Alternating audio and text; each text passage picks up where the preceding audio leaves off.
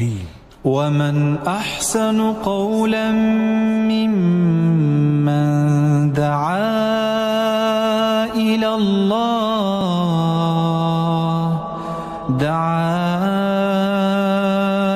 الله وعمل صالحا وقال إنني من المسلمين.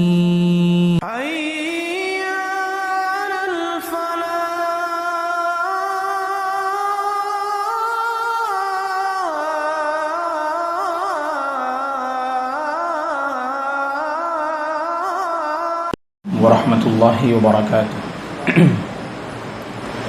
الحمد لله رب العالمين والعاقبة للمتقين والصلاة والسلام على رسوله الأمين وعلى آله وصحبه أجمعين ومن تبعه بإحسان إلى يوم الدين. أما بعد، فأعوذ بالله من الشيطان الرجيم. بسم الله الرحمن الرحيم. وَلْتَكُنْ مِنْكُمْ أُمَّةٌ يَدْعُونَ إِلَى الْخَيْرِ وَيَأْمُرُونَ بِالْمَعْرُوفِ وَيَنْهَوْنَ عَنِ الْمُنْكَرِ وَأُولَئِكَ هُمُ الْمُفْلِحُونَ. புகழ் அனைத்தும் வானங்களையும் பூமிகளையும் படைத்த அல்லாஹ் ஒருவனுக்கே. அவனது சாந்தியும் சமாதானமும் எம்பெருமானார் நபிகள் நாயகம் ஸல்லல்லாஹு அலைஹி வஸல்லம் அவர்கள் மீதும், அவர்களை பின்பற்றிய உத்தம சத்திய சஹாபாக்களின் மீதும், தாபீன் தாபிஈன்களின் மீதும் அல்லாஹ்வின் சாந்தியும் சமாதானமும் உண்டாகட்டுமாக. ஆமீன். எல்லாம் வல்ல அல்லாஹ்வின் நல்லடியார்களே, இந்த நிகழ்ச்சியில் கலந்து கொண்ட உலமா பெருமக்களே, இளைஞர்களே மற்றும் இஸ்லாமிய சகோதர சகோதரிகளே, அழைப்பு பணி இந்த தலைப்பின் கீழ் மார்க்க அறிஞர்கள் சில முக்கியமான தலைப்புகளை கொண்டு சில கருத்துக்களை உங்களுக்கு மத்தியில் பகிர்ந்து கொள்ள இங்கே வருகை தந்திருக்கின்றார்கள். இந்த நிகழ்ச்சி இஸ்லாமிய சொற்பொழிவு, இந்த நிகழ்ச்சியை ஏற்பாடு செய்த இந்த பள்ளியின் நிர்வாகிகள், பள்ளியின் இமாம் சாஹிப் அவர்கள், இளைஞர்கள், இவர்களுடைய முயற்சி அல்லாஹ்விடத்தில் அங்கீகரிக்கப்பட வேண்டும் என்று நான் முதலில் பிரார்த்தனை செய்கின்றேன். ஆமீன். எல்லாம் வல்ல அல்லாஹ்வின் நல்லடியார்களே, அழைப்பு பணி மற்றும் முஸ்லிம்களுக்கு மத்தியில் சீர்திருத்தம், இந்த பணி செய்வது, இந்த பணியில் ஈடுபடுவது நிச்சயமாக ஒரு சிறந்த காரியமாக இருக்கின்றது. முஸ்லிம் சமுதாயத்தின் மீது இது முக்கியமான ஒரு கடமை. இந்த கடமையை உணர்ந்து வாழ்வது, இந்த உணர்வோடு வாழ்வது ஒவ்வொரு முஸ்லிமின் மீதும் கடமையாகும். இறைமறையாம் திருக்குரானிலே ரப்புல் ஆலமீன் கூறுகின்றான், குன்தும் கைர உம்மஹ் உக்ரிஜத் லின்னாஸ் தஅமுரூன பில் மஅரூஃப் வ தன்ஹவுன அனில் முன்கர். தோற்றுவிக்கப்பட்ட சமுதாயங்களிலே நீங்கள் ஒரு சிறந்த சமுதாயமாக இருக்கிறீர்கள். எத்தனையோ சமுதாயம், ஆனால் அந்த சமுதாயத்தில் சிறந்த சமுதாயம் யார் என்றால் நபிகள் நாயகம் ஸல்லல்லாஹு அலைஹி வஸல்லம் அவர்கள் மீது நம்பிக்கை கொண்ட நாம் இந்த சிறந்த சமுதாயம் என்று இறைவன் கூறுகின்றான். ஆனால் அதற்கு ஒரு நிபந்தனை இருக்கின்றது. அந்த நிபந்தனை என்னவென்றால், தஅமுரூன பில் மஅரூஃபி வ தன்ஹவுன அனில் முன்கர். நன்மையை கொண்டு நீங்கள் ஏவுகிறீர்கள், எங்கெல்லாம் நீங்கள் தீமையை காண்கிறீர்களோ அங்கே அந்த தீமையை கொண்டு நீங்கள் தடுக்குகிறீர்கள் என்று அல்லாஹ் அந்த வசனத்திலே கூறுகின்றான். ஆகவே நன்மையை ஏவி தீமையை தடுப்பது இது முஸ்லிம் சமுதாயத்தின் மீது சுமத்தப்பட்டுள்ள ஒரு மிகப்பெரிய கடமை என்று நாம் உணர்ந்து வாழ வேண்டும். உங்களில் ஒரு கூட்டம் இருக்க வேண்டும். அந்த கூட்டத்தின் ஒரு முக்கியமான பண்பு என்னவென்றால் வல்தகும் மின்கும் உம்மஹ் யதுஊன இலல் கைர். அந்த சமுதாயத்தில் உள்ள மக்களை நன்மையின் பக்கமே அழைக்க வேண்டும், ஏகத்துவத்தின் பக்கம் அழைக்க வேண்டும், இஸ்லாத்தின் பக்கம் அழைக்க வேண்டும், இஸ்லாமிய போதனைகளின் பக்கம் அவர்கள் அழைக்க வேண்டும். மேலும் நன்மையை கொண்டு ஏவ வேண்டும், தீமையை கொண்டு தடுக்க வேண்டும் என்று அல்லாஹ் அந்த வசனத்திலே கூறுகின்றான். உங்களிலே ஒரு கூட்டம் இருக்க வேண்டும். அந்த கூட்டத்தில் உள்ள மக்களுடைய உள்ளங்களில் இந்த அழைப்பு பணியின் உணர்வு ஏற்பட வேண்டும். ஏகத்துவத்தின் பக்கம் அழையுங்கள், தௌஹீதின் பக்கம் அழையுங்கள். ஓரிரை கொள்கை,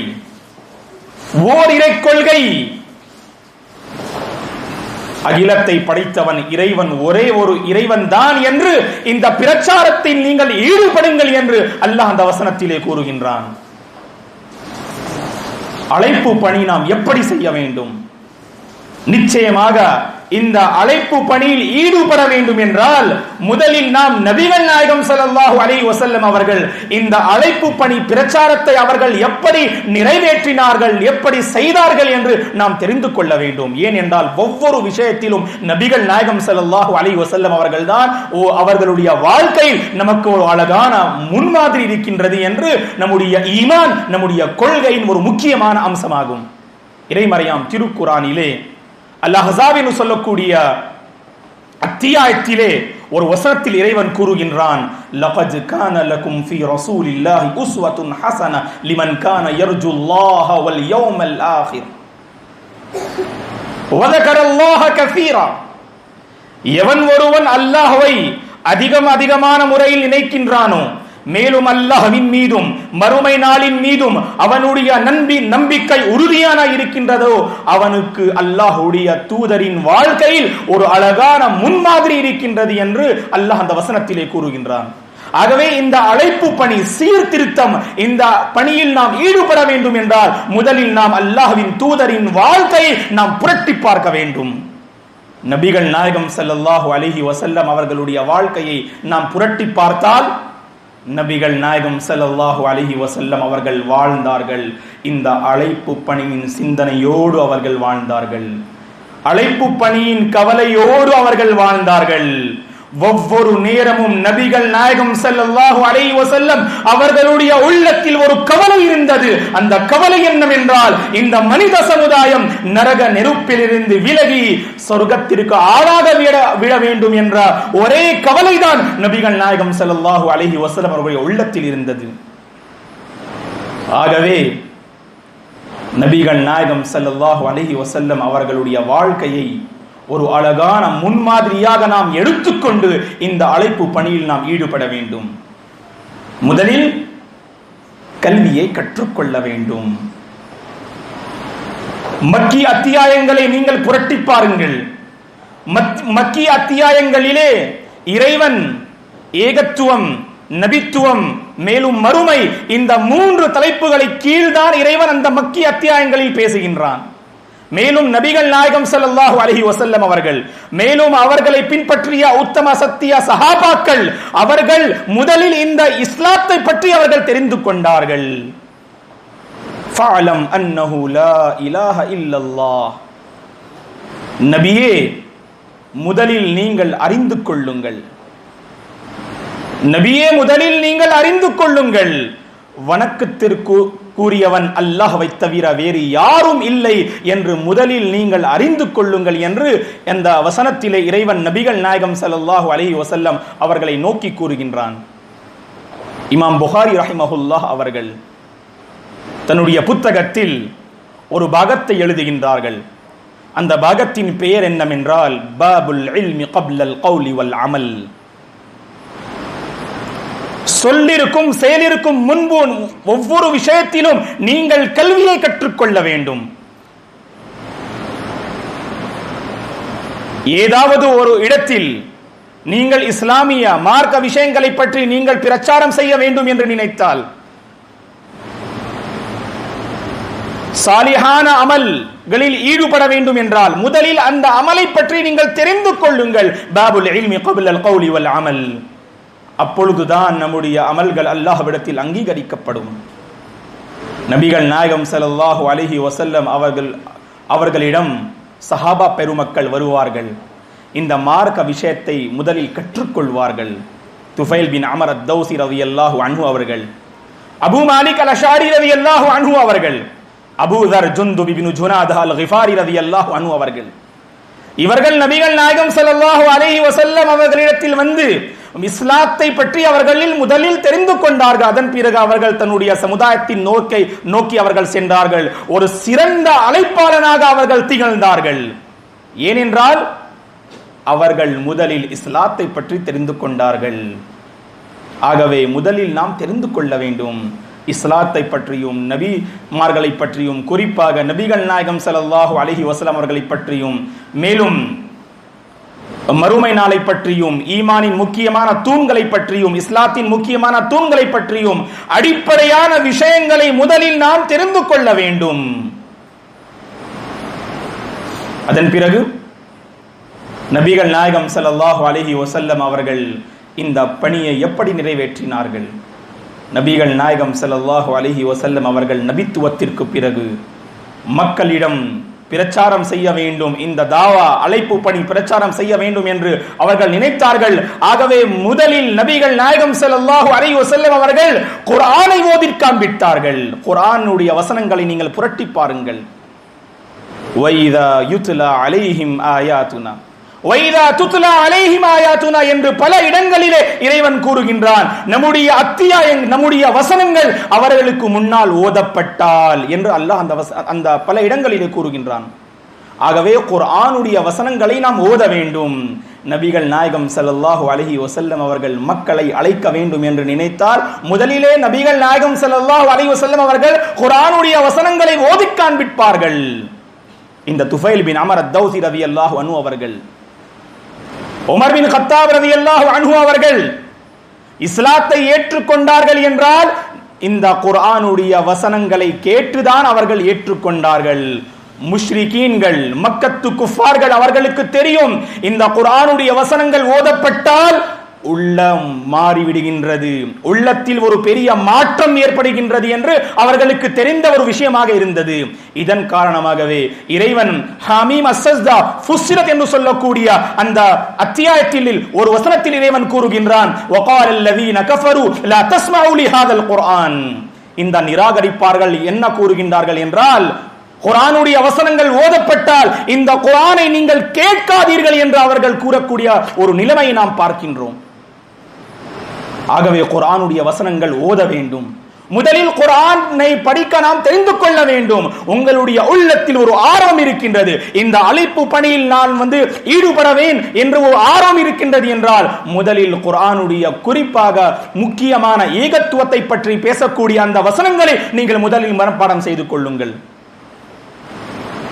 குல் ஹுவல்லாஹு அஹத் அல்லாஹுஸ் ஸமத் லம் யலித் வலம் யூலத் வலம் யகுல் லஹு குஃபுவன் அஹத். நபியே, நீங்கள் கூறிவிடுங்கள், இறைவன் ஒரே ஒரு இறைவன் தான், அவன் தேவையற்றவன், எவரையும் அவன் பெறவில்லை, எவராலும் அவன் பெறப்படவும் இல்லை, மேலும் அவனுக்கு நிகரான சமமாக யாருமே இல்லை என்று அல்லாஹ் அந்த அத்தியாயத்திலே கூறுகின்றான். ஆகவே இது போன்ற முக்கியமான அத்தியாயங்களை மனப்பாடம் செய்து அதனுடைய அர்த்தத்தை மனப்பாடம் செய்து மக்களிடம் நாம் அழகான முறையில் எடுத்து வைக்க வேண்டும். அல்ஹம்துலில்லாஹி ரப்பில் ஆலமீன் அர்-ரஹ்மானிர் ரஹீம் மாலிகி யௌமித்தீன் போன்ற வசனங்களை நீங்கள் ஓதி காண்பீர்கள். அதன் பிறகு பாருங்கள் உள்ளம் எப்படி மாறிவிடுகின்றது என்று, உள்ளத்தில் எப்படி ஒரு மாற்றம் ஏற்படுகின்றது என்று நீங்கள் சற்று கவனத்தில் வையுங்கள்.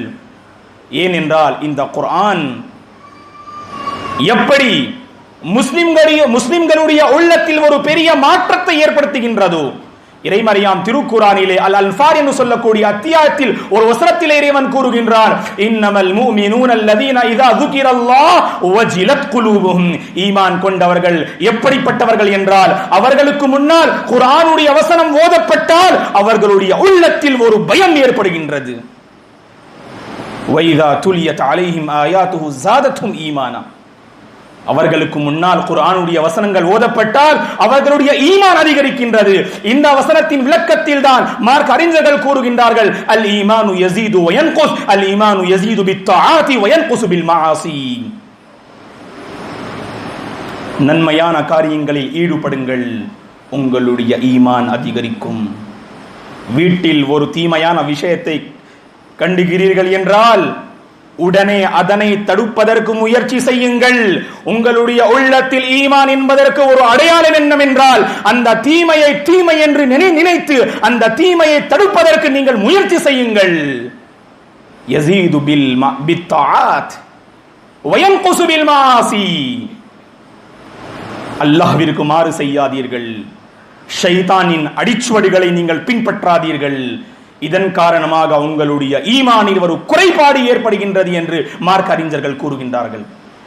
ஆகவே எல்லாம் வல்ல அல்லாஹ்வின் நல்லடியார்களே, எப்படி இந்த குர்ஆனுடைய வசனங்கள் நம்முடைய உள்ளத்தில் ஒரு பெரிய மாற்றத்தை ஏற்படுத்துகின்றதோ அப்படியே எவர்கள், அதாவது குஃபார்கள், முஷ்ரிகீன்கள், யூதர்கள், கிறிஸ்துவர்கள், அவர்களுக்கு முன்னால் இந்த குர்ஆனுடைய வசனங்களை ஓதி காண்பிக்க வேண்டும்.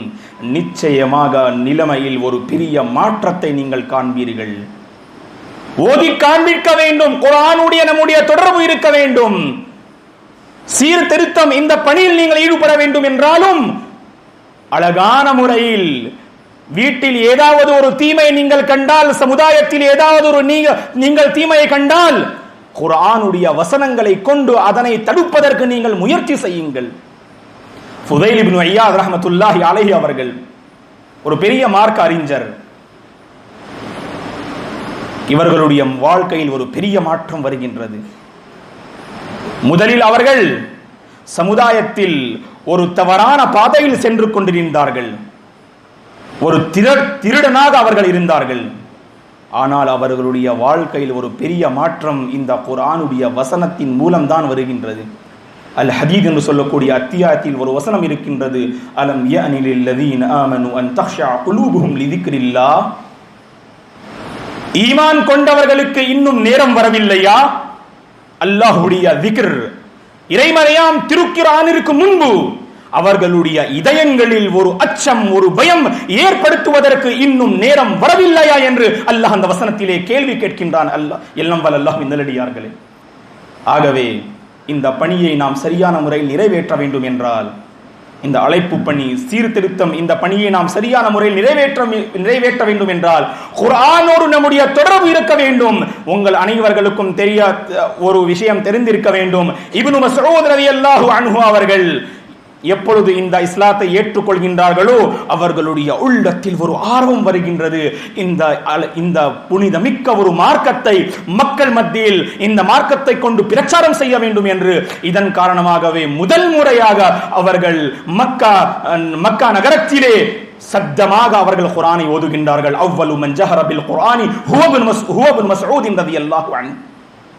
அப்துல்லாஹ் பின் மஸ்ஊத் ரலியல்லாஹு அன்ஹு அவர்கள் முதல் முறையாக மக்கா நகரத்திலே, மக்காவின் தெருகளிலே முதல் முறையாக அவர்கள் குர்ஆனை சப்தமாக ஓதுகின்றார்கள். ஆகவே குர்ஆனை கொண்டு நாம் பிரச்சாரம் செய்ய வேண்டும். குறிப்பாக இந்த அழைப்பு பணி பிரச்சாரம் செய்ய வேண்டும். நபிகள் நாயகம் ஸல்லல்லாஹு அலைஹி வஸல்லம் அவர்களும் குர்ஆனை ஓதிக்கொண்டு அதிகமான முறையில் ஓதுவார்கள். மேலும் நபிகள் நாயகம் ஸல்லல்லாஹு அலைஹி வஸல்லம் அவர்கள் இந்த பணியை ஒரு சிறந்த முறையில் அவர்கள் நிறைவேற்றினார்கள். எப்படி என்றால், அல் ஹிக்மா, ஞானம் தேவை, விவேகம் தேவை. விவேகத்துடன் ஞானம் ஒரு முக்கியமான விஷயம். உது இலா சபீலி ரப்பிக பில் ஹிக்மா. நபியே, நீங்கள் உங்களுடைய இறைவனின் பாதையில் மக்களை நீங்கள் அழையுங்கள். பில் ஹிக்மா, ஞானத்தோடு விவேகத்தோடு நீங்கள் அழையுங்கள். ஹிக்மா, ஞானம் தேவை. எங்கே எப்படி பேச வேண்டும், யாரிடம் எப்படி பேச வேண்டும் என்ற ஒரு ஞானம் தேவை. நபிகள் நாயகம் ஸல்லல்லாஹு அலைஹி வஸல்லம் அவர்கள் முஆத் பின் ஜபல் ரலியல்லாஹு அன்ஹு அவர்களை யமன் நாட்டிற்கு அனுப்புகின்றார்கள். அந்த நேரத்திலே பல உபதேசங்களை செய்கின்றார்கள். அந்த உபதேசங்களில் இந்த அழைப்பு பணி கீழ் ஒரு முக்கியமான உபதேசத்தை செய்கின்றார்கள். அந்த ஹிக்மா எப்படி என்றால், இன்னக தஅதி கௌமம் மின் அஹ்லி கிதாப். முஆதே, நீங்கள் யமன் நாட்டிற்கு செல்கிறீர்கள். யமன் நாட்டில் யூதர்களும் கிறிஸ்துவர்களும் இருக்கின்றார்கள். அவர்களிடம் அல்லாஹ்வின் ஒரு கல்வி இருக்கின்றது.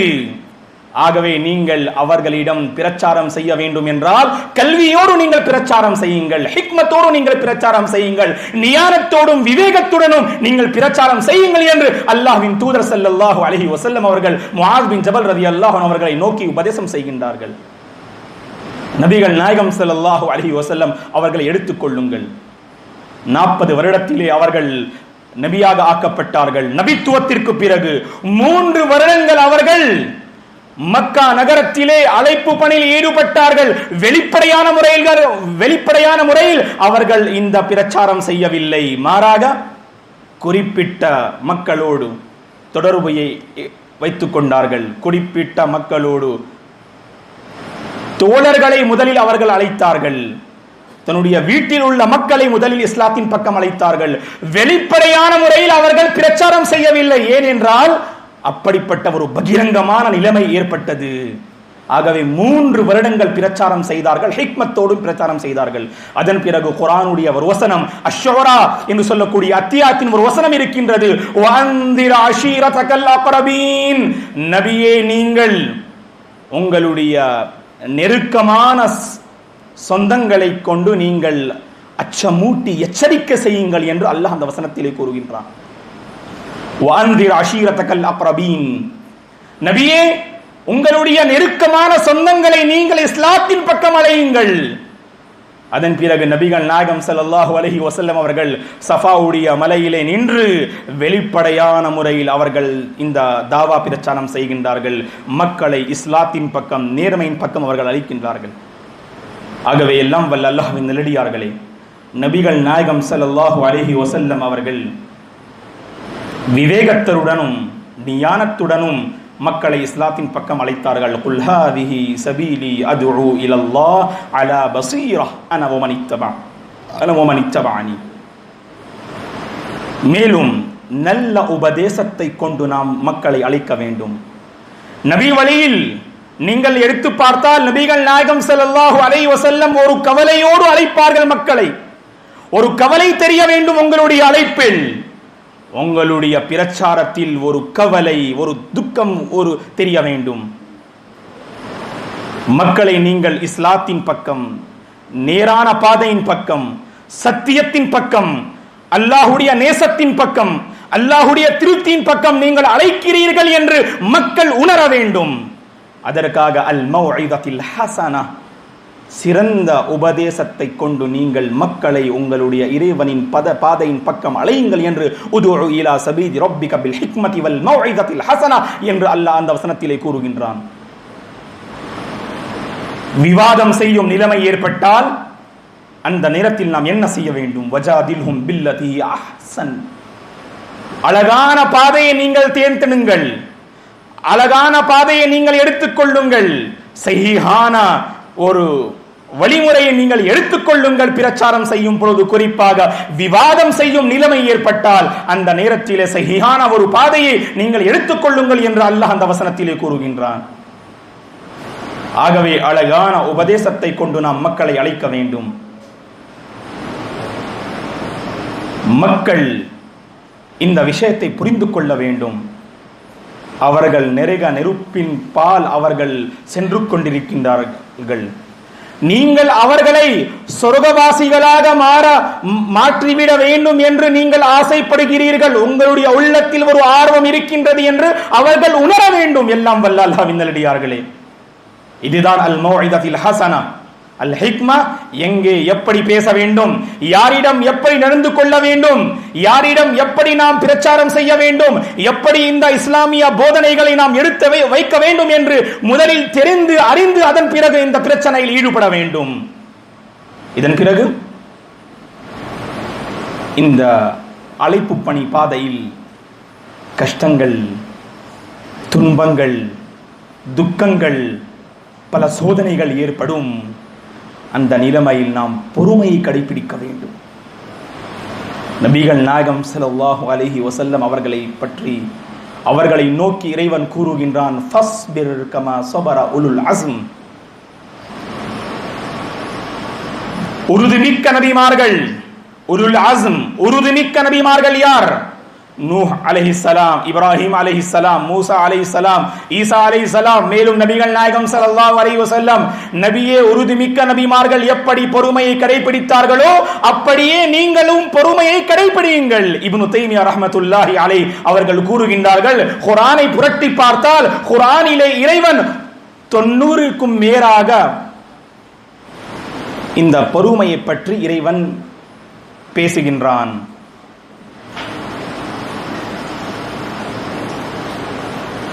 மேலும் ஒரு இடத்திலே இறைவன் இந்த தொழுகை மற்றும் பொறுமை இணைந்து இறைவன் பேசுகின்றான். யா அய்யுஹல்லதீன ஆமனு ஸ்தஈனு பிஸ்ஸப்ரி வஸ்ஸலா இன்னல்லாஹ மஅஸ் ஸாபிரீன். ஈமான் கொண்டவர்களே, நீங்கள் தொழுகையை கொண்டும் இந்த பொறுமையை கொண்டும் நீங்கள் அல்லாஹ்விடத்திலே உதவியை தேடிக்கொள்ளுங்கள். ஆகவே பொறுமையை கடைபிடிக்க வேண்டும். நபிகள் நாயகம் ஸல்லல்லாஹு அலைஹி வஸல்லம் அவர்கள் ஒரு சஹாபாக்களின் கூட்டத்தை அவர்கள் தயாரித்தார்கள். அந்த சஹாபா பெருமக்கள் இந்த வழியில் வரக்கூடிய கஷ்டங்களை அவர்கள் சகித்துக் கொண்டார்கள். ஏனென்றால் அவர்களுடைய உள்ளங்களில் உண்மையான அந்த பொறுமை இருந்தது. இதன் காரணமாகவே இறைவன் தன் இறைமறையாம் திருக்குர்ஆனிலே அஸ்ஸுமர் என்று சொல்லக்கூடிய அத்தியாயத்தில் ஒரு வசனத்திலே கூறுகின்றான், இன்னமா யுவஃபஸ் ஸாபிரூன் அஜ்ரஹும் பிகைரி ஹிசாப். கணக்கின்றி இறைவன் எவர்கள் பொறுமையை சரியான முறையில் கடைபிடிக்கின்றார்களோ அவர்களுக்கு முழுமையான கூலி தரப்படும் என்று அல்லாஹ் அந்த வசனத்திலே வாக்களிக்கின்றான். அல் ஆஸ்ர் என்று சொல்லக்கூடிய அத்தியாயத்தை நீங்கள் படித்து பாருங்கள். அந்த வசனத்திலே ஒரு மூமினுடைய வாழ்க்கை எப்படி இருக்க வேண்டும், ஒரு மூமினுடைய சிந்தனை எப்படி இருக்க வேண்டும், ஒரு மூமினுடைய நிலைமை எப்படி இருக்க வேண்டும் என்று இறைவன் அந்த வசனத்திலே அந்த அத்தியாயத்திலே இறைவன் தெளிவான முறையில் கூறுகின்றான். வல் அஸ்ரி இன்னல் இன்சான லஃபீ குஸ்ர் இல்லல்லதீன ஆமனு வஅமிலுஸ் ஸாலிஹாத்தி வதவாஸௌ பில் ஹக்கி வதவாஸௌ பிஸ் ஸப்ர். காலத்தின் மீது ஆணையாக நிச்சயமாக மனிதன் நஷ்டத்தில் இருக்கின்றான்.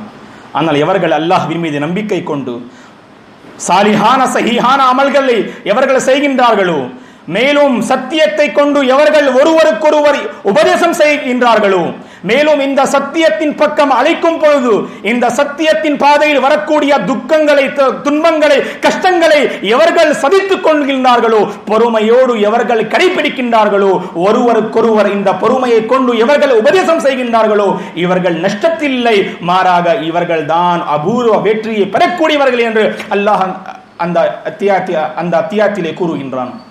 இதன் காரணமாகவே இமாம் ஷாஃபிஈ ரஹ்மத்துல்லாஹி அலைஹி அவர்கள் கூறுகின்றார்கள், லௌமா அன்ஸலல்லாஹு ஹுஜ்ஜதன் அலா ஹல்கிஹி இல்லா ஹாதிஹி சூரா லகஃபத்ஹும். மக்கள் நேர்வழி பெற வேண்டும் என்பதற்காக, மக்கள் சத்தியத்தின் பாதையை பெற வேண்டும் என்பதற்காக இறைவன் இந்த ஒரே ஒரு அத்தியாயத்தை இறக்கி வைத்திருந்தால் மனிதர்களுக்கு போதுமானது என்று இமாம் ஷாஃபிஈ ரஹ்மத்துல்லாஹி அலைஹி அவர்கள் கூறுகின்றார்கள். ஆகவே எல்லாம் வல்ல அல்லாஹ்வின் நல்லடியார்களே, இந்த பாதையில் வரக்கூடிய பிரச்சனைகளை, துன்பங்களை நாம் சகித்துக் கொள்ள வேண்டும். இப்னு மஸ்ஊத் ரலியல்லாஹு அன்ஹு அவர்கள் கூறுகின்றார்கள், அல் புகாரி என்று சொல்லக்கூடிய புத்தகத்தில் இந்த ஹதீஸ் இடம்பெற்றிருக்கின்றது. கான்னி அன்துரு இலா ரசூலில்லாஹி ஸல்லல்லாஹு அலைஹி வஸல்லம் யஹ்கி நபிய்யம் மினல் அன்பியா ஸலவாத்துல்லாஹி வஸலாமுஹு அலைஹிம் ضربه قومه فأدموه وهو يمسح الدم عن وجهه يقول اللهم اغفر لقومي فإنهم لا يعلمون. இப்னு மஸ்ஊத் ரலியல்லாஹு அன்ஹு அவர்கள் கூறுகின்றார்கள், நான் அல்லாஹ்வின் தூதர் ஸல்லல்லாஹு அலைஹி வஸல்லம் அவர்களை பார்த்து கொண்டிருந்தேன். அவர்கள் ஒரு நபியின் வரலாற்றை அவர்கள் சஹாபாக்கு மத்தியில் எடுத்து வைத்தார்கள். அந்த நபியின் சமுதாய மக்கள் அந்த நபியை அடித்தார்கள். அந்த நபியுடைய வாழ்க்கையில் துன்பத்தையும் கஷ்டத்தையும் அவர்கள் ஏற்படுத்தினார்கள், அடித்தார்கள். நிலைமை எப்படி மாறுகின்றது என்று பாருங்கள். அவர்களுடைய உடலில் ரத்தம் வெளியே வருகின்றது.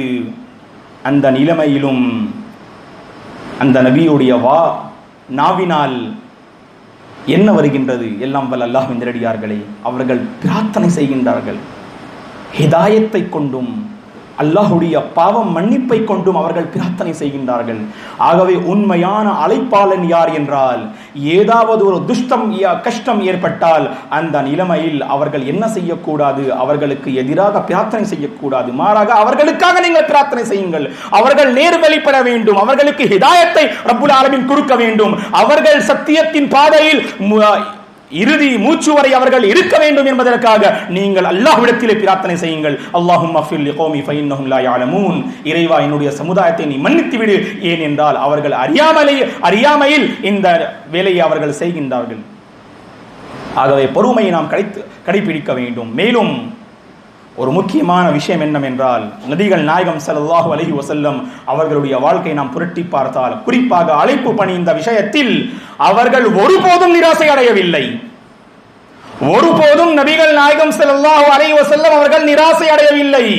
23 வருடங்கள் அவர்கள் பிரச்சாரம் செய்தார்கள். குறிப்பாக மக்கா நகரத்தில் அவர்கள் 13 வருடங்கள் அவர்கள் பிரச்சாரம் செய்தார்கள். அவர்கள் மீது இஸ்லாத்தின் பக்கம் வந்தவர்கள் மிக குறைவானவர்கள் தான், எதிர்க்கக்கூடிய மக்கள் அதிகமானவர்கள். இருந்த பின்பும் நபிகள் நாயகம் ஸல்லல்லாஹு அலைஹி வஸல்லம் அவர்கள் நிராசை அடையவில்லை. தாயிஃப் நகரத்திற்கு செல்கின்றார்கள்.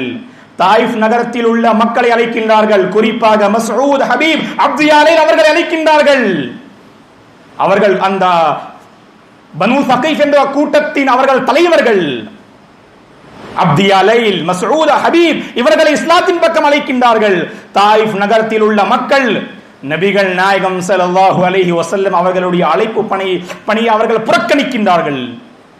அத்தாஸ் என்று சொல்லக்கூடிய ஒரு சிறுவன் அவர் மட்டும்தான் இஸ்லாத்தை ஏற்றுக்கொள்கின்றார்கள். தாயிஃப் நகரத்தில் இருந்து திரும்பி மக்கா நகரத்திற்கு செல்கின்றார்கள்.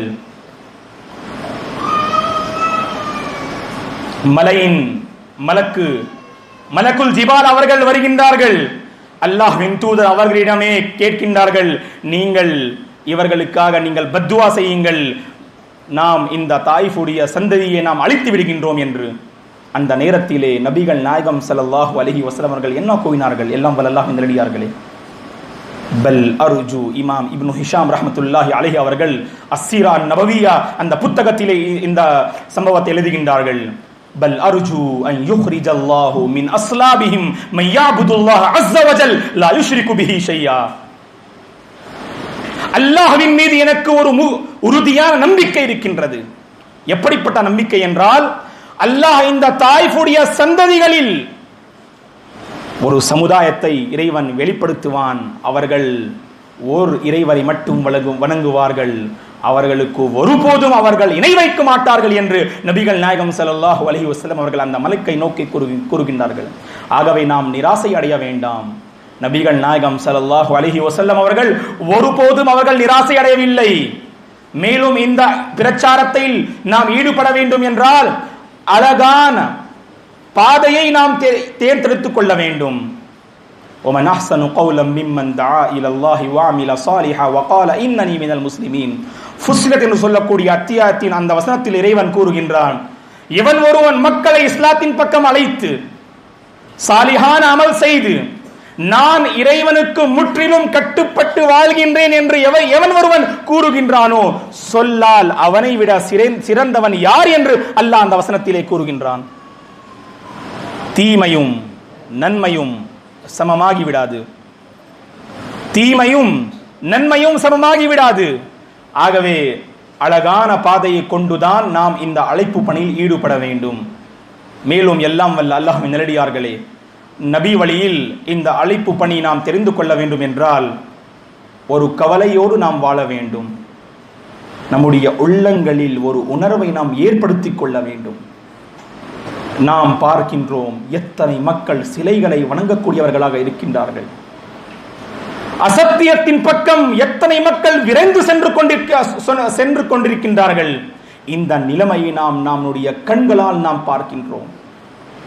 நரகத்தின் பக்கம் விரைந்து செல்கின்றார்கள். நம்முடைய உள்ளத்தில் ஒரு கவலையை நாம் ஏற்படுத்திக் கொள்ள வேண்டும். அந்த மனித சமுதாயத்தை நாம் சத்தியத்தின் பக்கமும் சொர்க்கத்தின் பக்கமும் அழைக்க வேண்டும் என்ற உணர்வை முதலில் நீங்கள் ஏற்படுத்திக் கொள்ளுங்கள். ஒரு ஆர்வம் இருக்க வேண்டும்.